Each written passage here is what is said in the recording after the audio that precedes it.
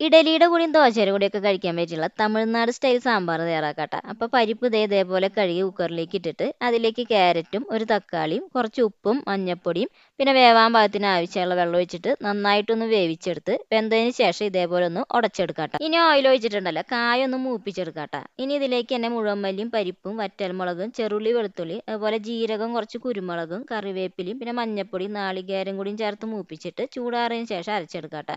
ഒരു പാത്രത്തിലേക്ക് ഓയിൽ ഒഴിച്ചിട്ടുണ്ടല്ലോ ചെറുള്ളിയും മുരിങ്ങക്കായും പിന്നെ പച്ചമുളകും കറിവേപ്പിലൊക്കെ ഉപ്പിട്ടിട്ട് അടച്ചു വെച്ചൊന്ന് വേവിച്ചെടുക്കാട്ടെ. കുറച്ച് കോൽപ്പുളി ചൂടുവെള്ളത്തിലൊന്ന് സോക്ക് ചെയ്ത് വെക്കണം. ഇനി വെന്ത വെജിറ്റബിളിലേക്ക് പരിപ്പും കുറച്ച് വെള്ളം കൂടി ചേർത്തിട്ട് മിക്സ് ചെയ്തിട്ട് അതിലേക്ക് മഞ്ഞൾപ്പൊടിയും പിന്നെ പുളിവെള്ളം അരപ്പും കുറച്ച് വെള്ളവും പിന്നെ ഉപ്പും കൂടി ചേർക്കാം. പിന്നെ ഇതിലേക്ക് കുറച്ച് ശർക്കരയും അതുപോലെ തന്നെ വേപ്പിലയും ചേർക്കുന്നുണ്ട്.